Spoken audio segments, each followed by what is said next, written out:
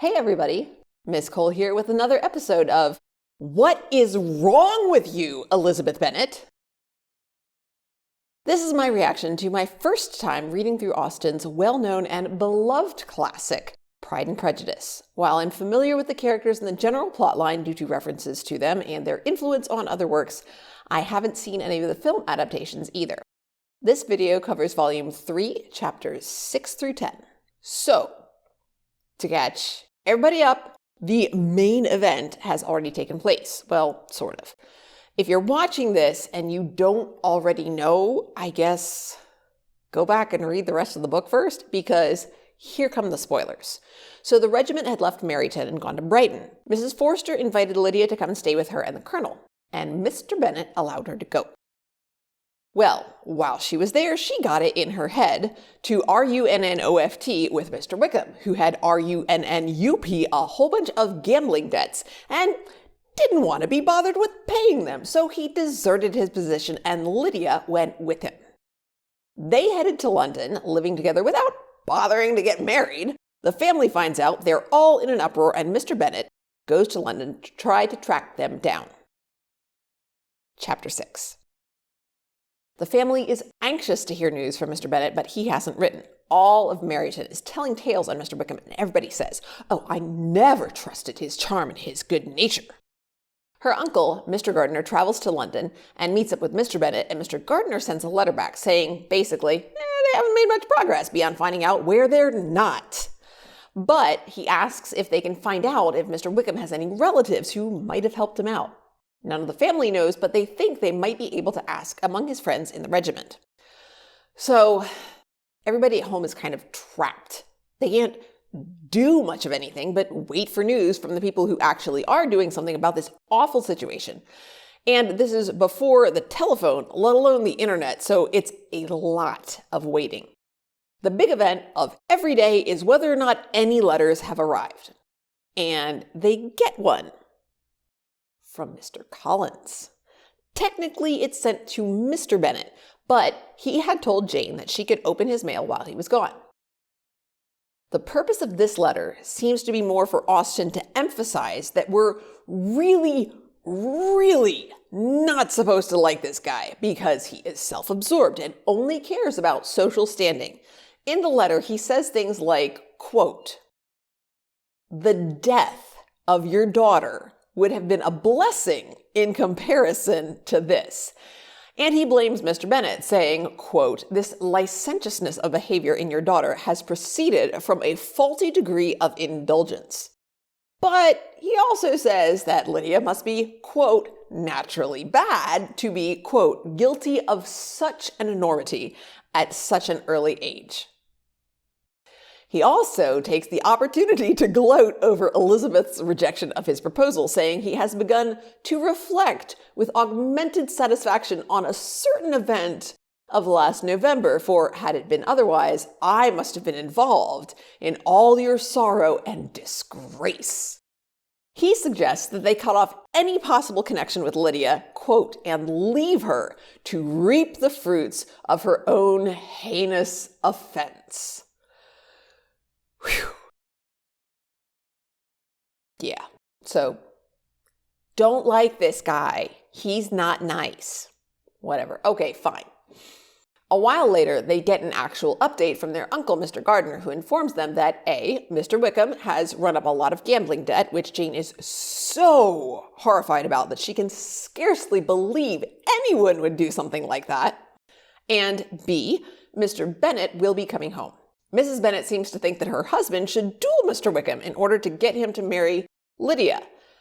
The problem with this idea is that if Mr. Wickham kills Mr. Bennett, he's not going to marry Lydia, and Lydia will remain unmarried and ruined.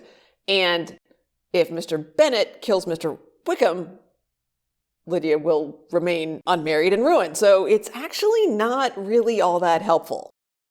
Anyway, Mr. Bennett gets home and proceeds to say little until he decides to wallow in his shame, saying things like, "It has been my own doing, and I ought to feel it." But on the other hand, he also acknowledges that he'll get over it and go back to being a negligent jerk, noting that his feelings of guilt, quote, will pass away soon enough. quite soon, apparently, because in a matter of moments, he begins mocking Kitty. Yay, what a guy. Chapter 7.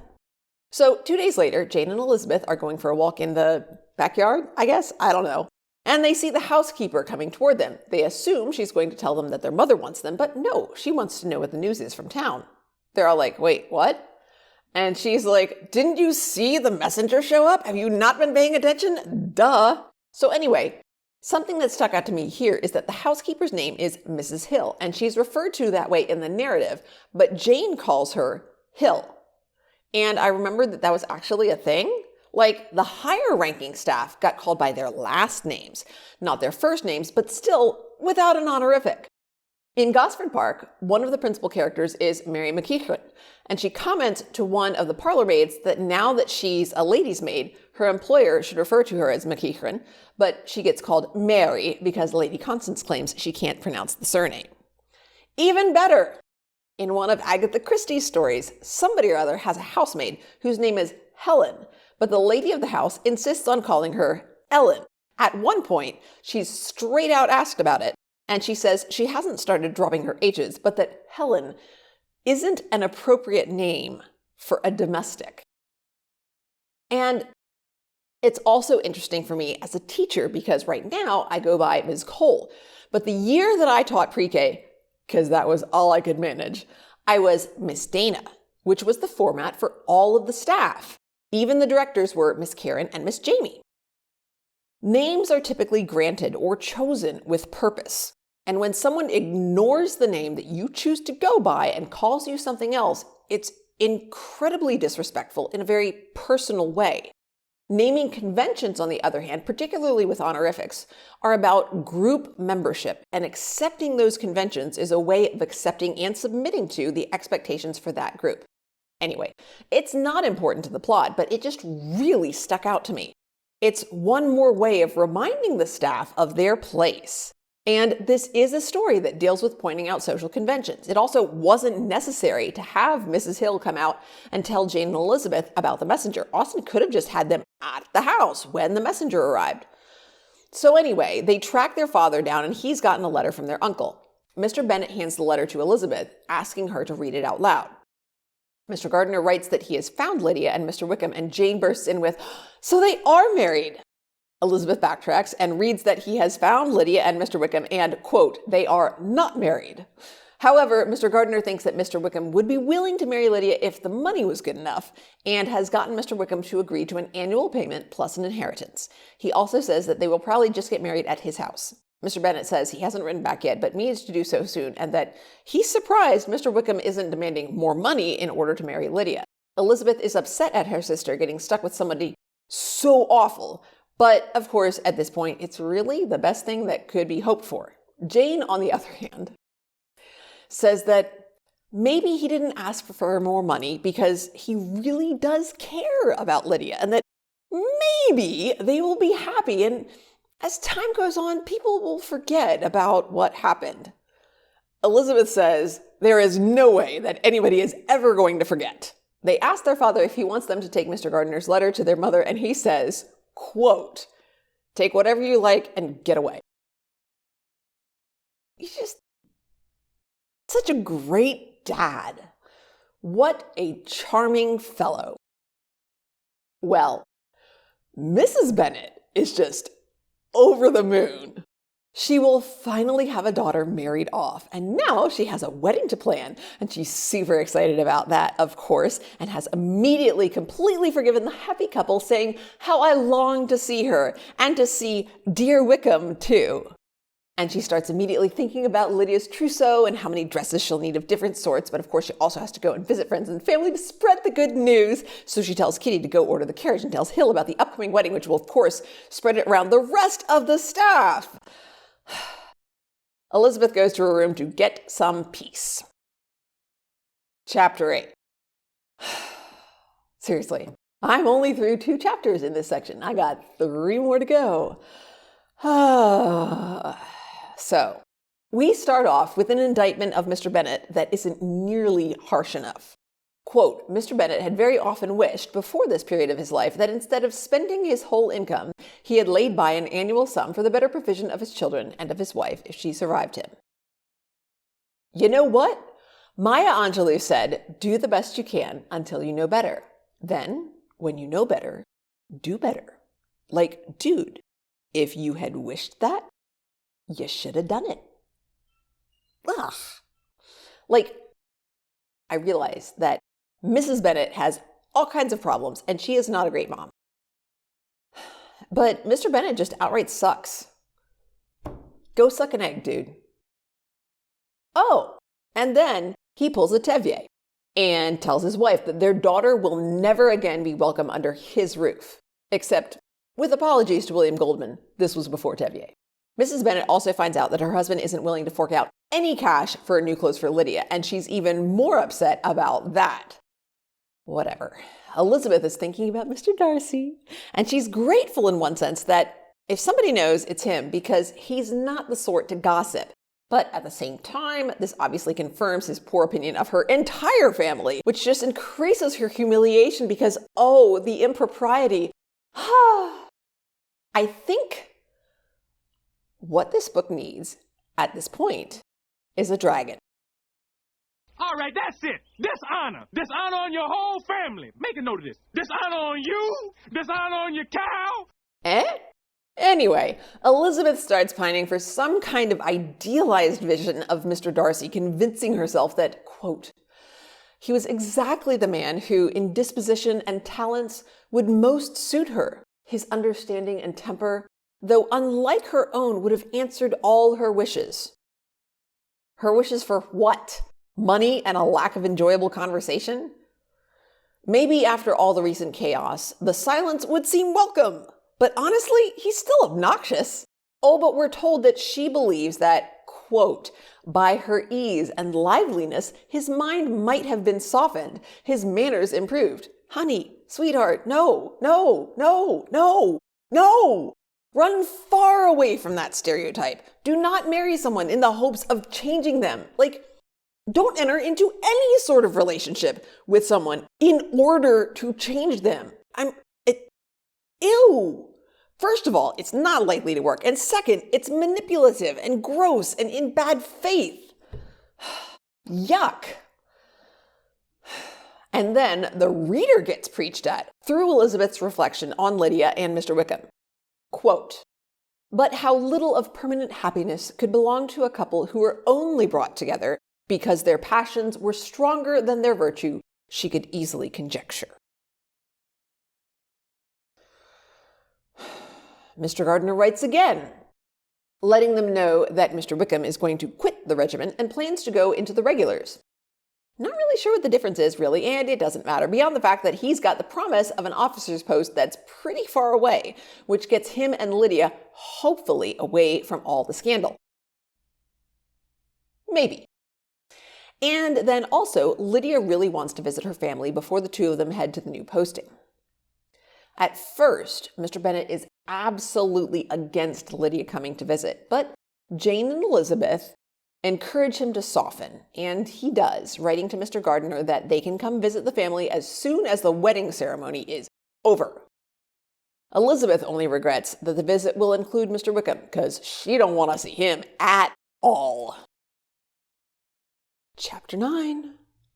So the family carriage is sent to bring the newlyweds to Longborne, and the author tells us that, quote, their arrival was dreaded by the elder Miss Bennets, and Jane more especially, because apparently Jane is imagining how she would feel if she'd done something so very, very terrible, and is certain that poor Lydia must be feeling just awful, and Jane is feeling miserable at the thought of what her poor dear young sister must be going through. I don't know. I guess she's just ignored Lydia completely for the past decade and a half. Because when they get there, we're told that, quote, the door was thrown open and she ran into the room. It doesn't say squealing with delight, but really, can you imagine a just married Lydia entering a room in any other way? Lydia is apparently completely ignorant of any problem with any of her actions. She gets side-eyed by her father and her two eldest sisters, but honestly, if anybody deserves a scowl, it's her parents. She shows ignorance here, yes, but it does not seem to be willful ignorance. It's just naivety and complete obliviousness. Once again, I am stunned by how long people visited each other, although with travel being more difficult than it is now, I suppose it makes sense.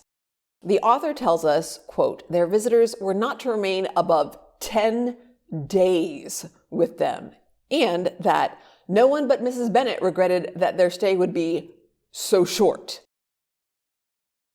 Anyway, a few days later, Lydia insists on telling Elizabeth and Jane about her wedding, as they had managed to avoid her rapturous descriptions of it.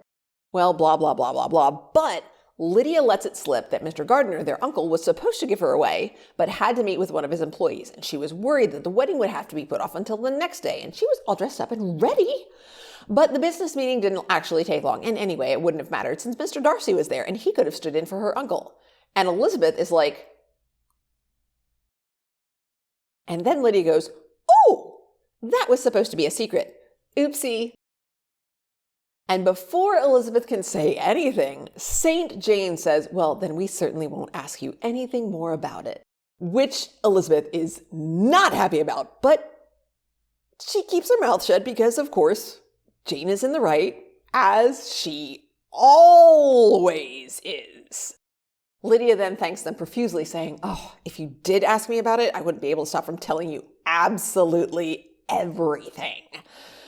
And even the virtuous influence of St. Jane's presence is not going to be enough to fortify Elizabeth, so she just positively flees from the situation.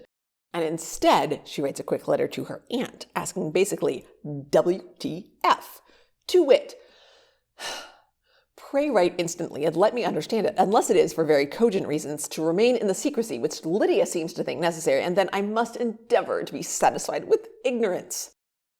To herself, though, she admits that such an endeavor is pretty nearly certain to be a complete failure.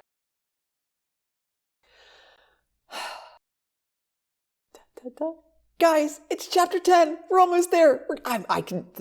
The light. I can see the light. I'm moving toward it. Wait, no, wrong metaphor. Anyway, Elizabeth actually gets a letter back pretty quickly, and it's a fat, newsy letter which leaves her positively gleeful as she scurries away into a corner of the garden where she's pretty sure that she can read it privately. Her aunt reveals that Mr. Darcy came to visit Mr. Gardiner and told him that he'd been able to find Mr. Wickham and Lydia and that he'd gone looking for them because he felt partly responsible since he hadn't revealed the truth about his business dealings with Mr. Wickham and the sort of person it revealed him to be. The letter is so long. Okay, summing it up. Anyway, he tracked them down and talked with Mr. Wickham first and then found Lydia, who was determined to stay with Mr. Wickham and was sure they were going to be married at some point. I didn't really see why it mattered when that happened. However, in that first conversation, Mr. Wickham had revealed that he didn't have any intention of marrying Lydia at all and figured he'd just go to another country and try to marry some rich girl there. However, that was off in the distant future and not a certain thing. And since Mr. Darcy was so rich, he was able to bargain with Mr. Wickham. He then went and met with Mr. Gardiner, and he dug in his heels and wouldn't let their uncle pay for any of it. Anyway, once everything was settled, Lydia came to stay with the Gardiners until the wedding, and Mr. Wickham was a regular visitor. Mrs. Gardiner says she didn't enjoy either of them, but she tried to be patient with Lydia for the sake of Elizabeth and Jane. Aww. And then she hints that she thinks Mr. Darcy still fancies Elizabeth, even though, quote, he hardly ever mentioned your name, but slyness seems the fashion. Elizabeth is both charmed and mortified because Mr. Darcy has pretty much single-handedly saved the entire family from social ruination and the financial consequences that such would carry for a bunch of unmarried women with minimal fortune. Very generous and thoughtful, of course, but creating an obligation that she has no way to balance, a debt neither she nor her family could ever repay. A bit of wangsting over that. Oh, how heartily did she grieve over every ungracious sensation she had ever encouraged, every saucy speech she had ever directed towards him. For herself, she was humbled. Ugh, whatever. I'm more of a Tybalt here. Boy, this shall not excuse the injuries that thou hast done me. Only, I don't think she'd be allowed to challenge him to a sword fight. Anyway. Oh, hey, look, Mr. Wickham shows up in the garden. They banter a bit. He wonders what she has heard about him while she was staying in Kent and visited Pemberley. But he isn't willing to ask her really directly. He makes similar remarks about, being a parson would have been so lovely. Elizabeth doesn't really mince words. While she doesn't out and out call him a liar, she does say she'd heard from good authority, quote, that it was left you conditionally, and, quote, that you actually declared your resolution of never taking orders. Mr. Wickham dodges verbally as well as he can, and fortunately, they are now at the house, even though I didn't realize they'd been walking because it didn't say that, but whatever. Anyway, quote, for her sister's sake, Elizabeth gives Mr. Wickham a good-humored smile. Yeah, right. And says, come, Mr. Wickham, we are brother and sister, you know. Do not let us quarrel about the past. In future, I hope we shall always be of one mind. And she gives him her hand, and he kisses it, and they go inside. Whew. We made it, you guys. At least through this section. So, I'm really not keen on Elizabeth falling in love with Mr. Darcy because she feels indebted to him. That's just, actually, it's really gross.